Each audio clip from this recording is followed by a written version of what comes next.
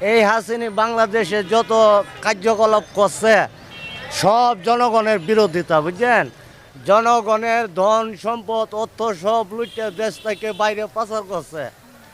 5,000 মানুষ গায়েব করছে, বুঝছেন? আর অনেক মানুষ হরানি করছে, আয়নার ঘর তৈরি করে আয়নার ঘরে বন্দি করছে, কইরে ভারত চলে গেছে। ভারতে যায় আবার হুমকি দে বাংলাদেশের মানুষ আবার আয়া বাংলাদেশের মানুষেরা হরানি করব। এখন আমরা সকলে মিললে বাড়ি সাফা করতে সৈরাচার আজিমে নাই তারে।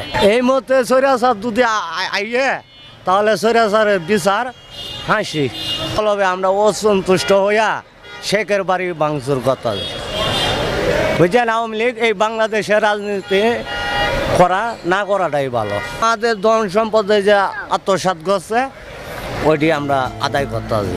ধসে পড়া ছাদ ও রেলিংয়ের ভাঙা অংশ থেকে বেরিয়ে